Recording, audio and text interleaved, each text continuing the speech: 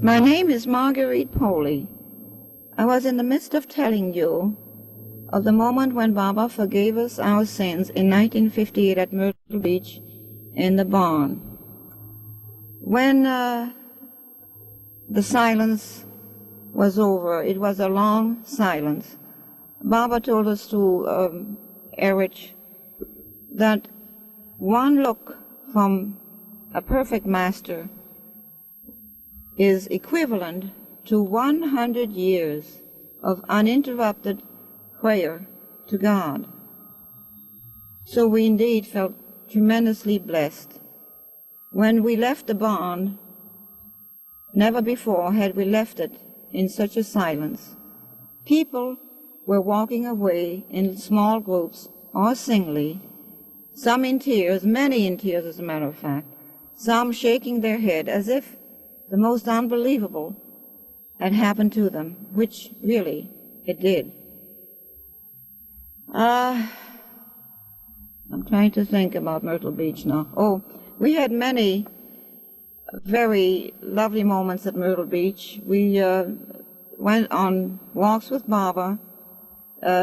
Margaret Mask had a group of very strong, virile young dancers from New York, and they used to carry Baba along on their chair, on his sport chairs.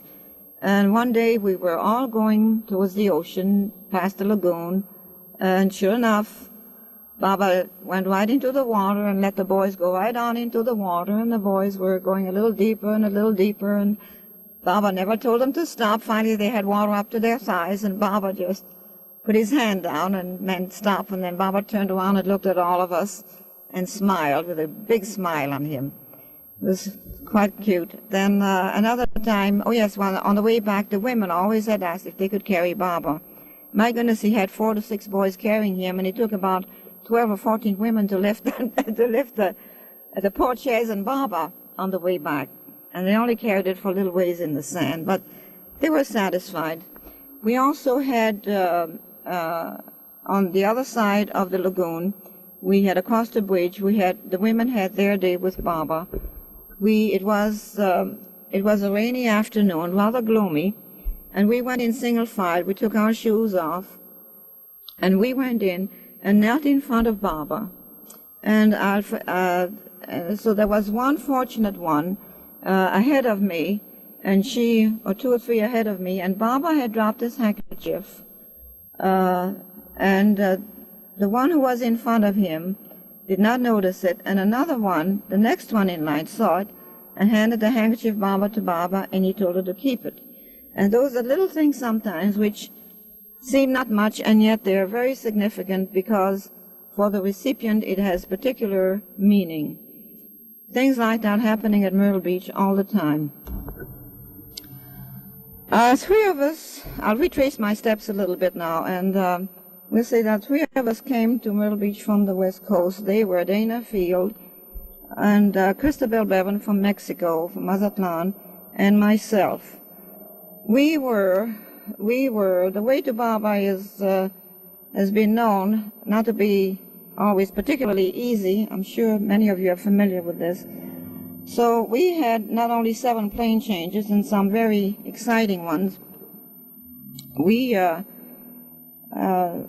Dana booked us on non-scheduled airlines, and which in itself is quite an adventure. When we got to Chicago, we missed connections. Then we were shifted around the Great Lakes area from one small plane to another, including a cargo plane, which barely made it over the treetops, and which said, "This side up, keep this side up." And then they asked us, the few passengers, 5 of us, I guess, going with the cargo, to be sure and stay in the back of the plane in order to weigh it properly, to balance some other cargo. We also then were going to be separated, so we decided to wait till we get another flight to take us to Cincinnati. The closer we got to Myrtle Beach, the madder Dana became. Dana's a dear brother, so I hope he'll understand every word I say if he ever hears this. When we got to Cincinnati, he was looking at our tickets, and he was getting more and more ecstatic, and I suppose Oh, he said, here, we don't need this anymore. So he started tearing up our tickets and putting them in a wastebasket. So we were out there on the cement, and then we were on an Eastern airliner, and it wasn't a very large one either. But then when the pilots, and they have men stewards, asked us for our tickets, fortunately, before the flight had started, we had no tickets. And then I remembered that Dana had put them into the wastebasket, so they fished them out. The men, the pilots got them out, and they pieced them together, and so we had airfare to go a little bit further. By that time, Christabel and Bevan and myself, we just planked ourselves on the cement right down there and just cried and cried. We were laughing so hard we started crying. It was very funny. What was not so funny was a flight over the mountains till we got to somewhere in North Carolina. We had a lovely little storm, lightning and everything, and I'll tell you that plane was just bouncing up and down violently. I had with me a little piece of Baba's hair in a locket, and I clutched it so tightly, and I says, please, Baba, if the plane goes down, may I hang on to this in my fist? And so we continued like that. Christabel, who gets airplane sick, was comforted by the co-pilot. I think only 2 or 3 other passengers besides us. Then we got onto another plane, and it took 5 tries before it got up in the air. Something was missing. I don't know what it was. That was our last plane. We still were over 100 miles from Myrtle Beach when we got down, but we walked just slightly ahead of the pilots when we got off that plane.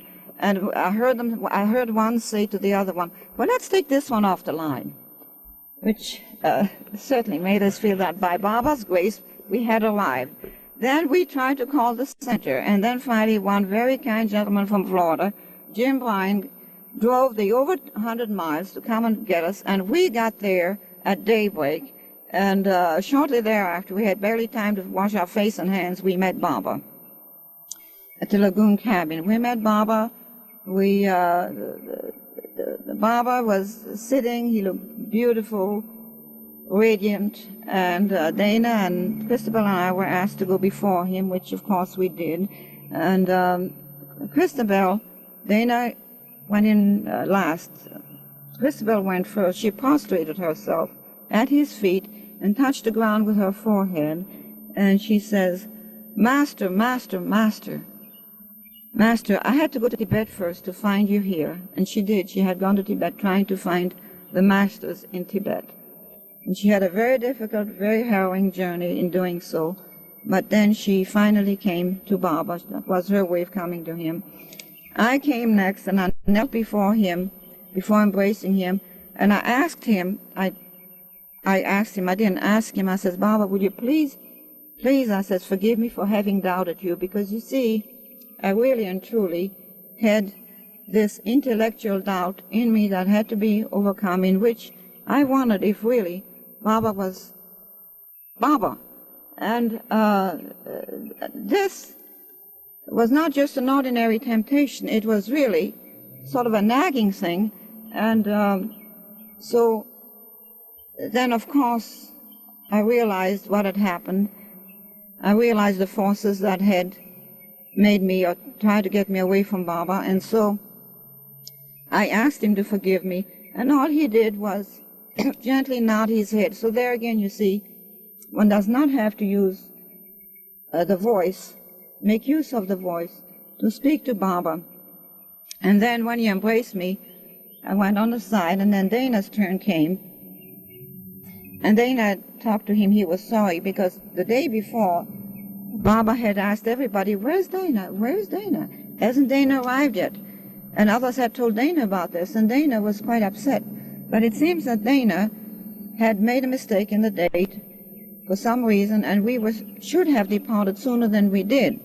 So that Baba actually was expecting him the day before, the day we had not arrived yet. But we did arrive, of course, we were there for the first day of the Sahavas. Oh, yes. Another thing I wanted to say in passing, it's a personal experience that I had at Myrtle Beach, and I'll mention it to you. all these years, I've always had perfect elimination and never had any problems or anything except once when I was hospitalized. And while I was in Myrtle Beach, I just couldn't go to the bathroom. Several days passed and nothing went. So, I thought to myself, oh, well, I feel fine, nothing the matter.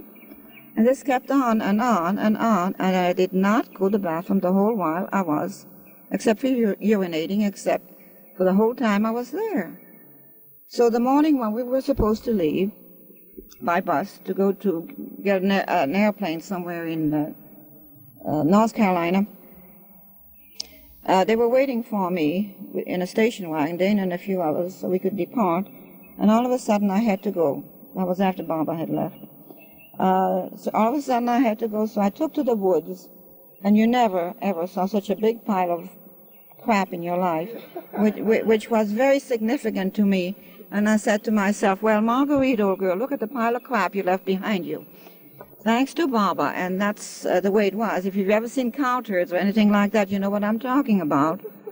And not only that, but Baba was always one to warn you about snakes and so forth. And I was thinking, crouching there, wouldn't it be jolly if some nice little copperhead or somebody would just nip me at the right moment, you know? To say nothing of picking leaves and not knowing if there were poison ivy or anything either. So there you are. Those are the things, little incidents that can happen along the way. When Baba was at the airport leaving us, there were a few eyes that were dry. He kept reminding us to hang on to his daman. He told me that also.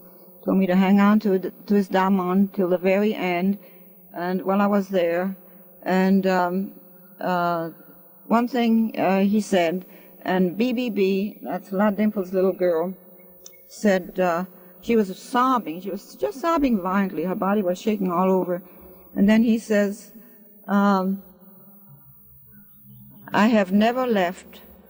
I am always here. I never leave. I have never left. So there you are. Baba is everywhere and in everything. Some of them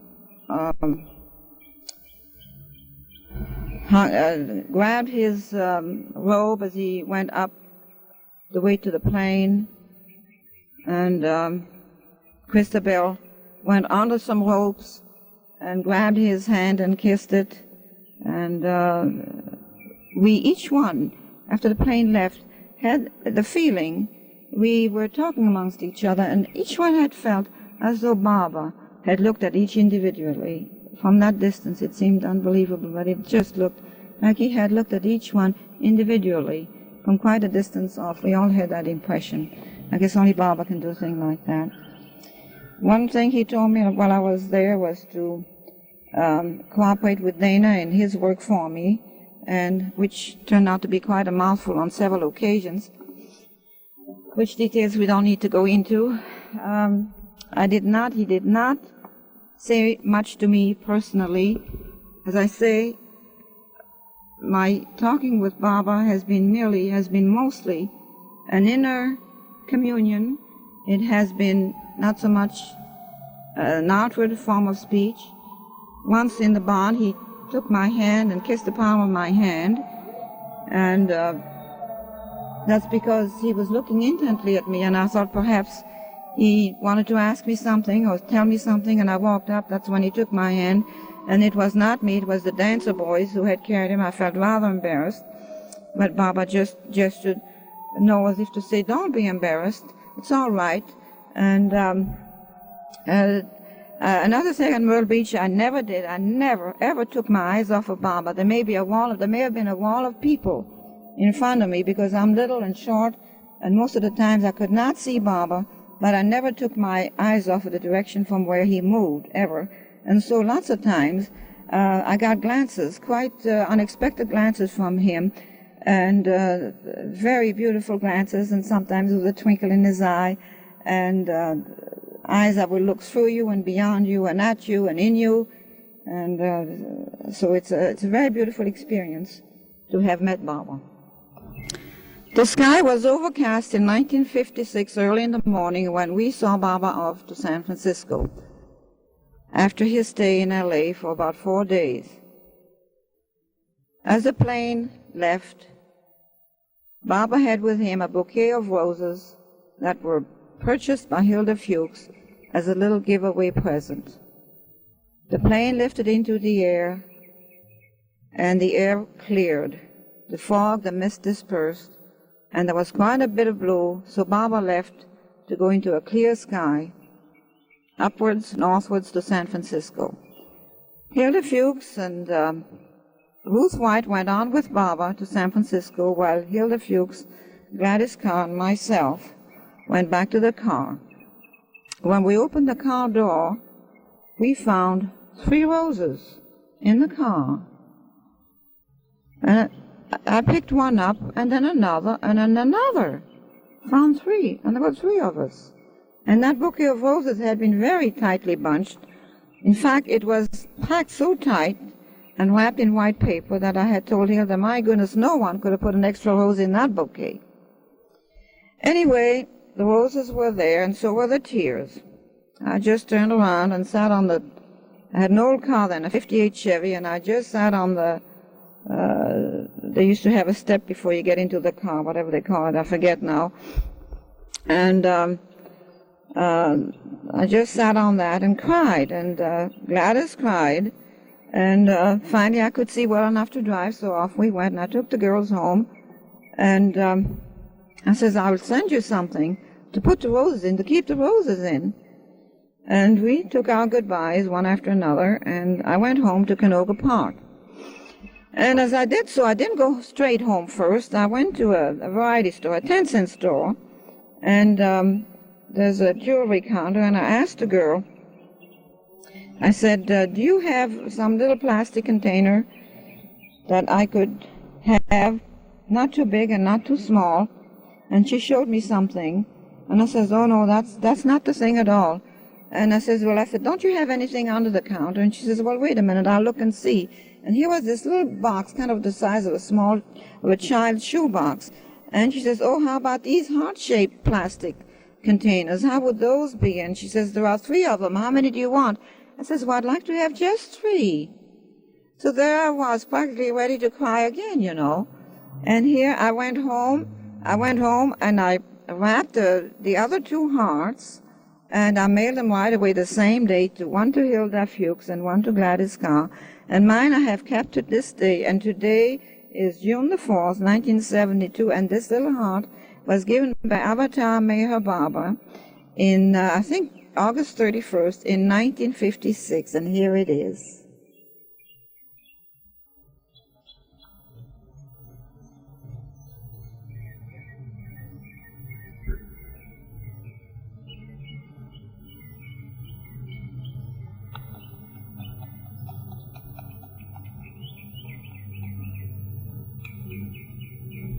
Avatar Meher Baba Ki Jai. Avatar Meher Baba Ki Jai. It was pitch black when I drove off to see Baba for the first time physically in 1956.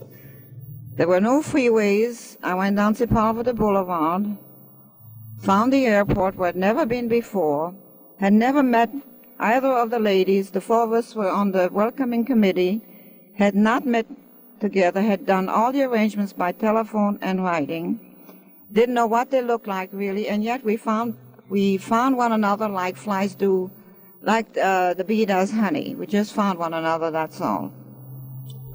Then we heard, of course, that Baba's plane had arrived, and we went down to meet.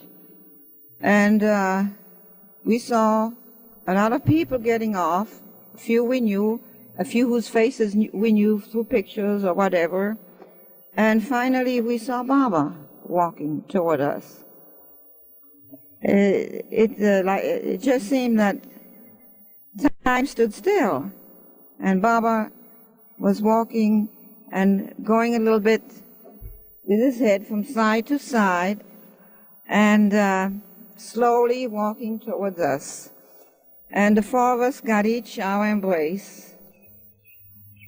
And then, I don't know what happened. Everything dissolved. I mean, in feeling nothing, you feel everything, I suppose. I don't know. I didn't feel a thing. I felt everything. I didn't feel anything because I felt everything, or vice versa. I don't know which.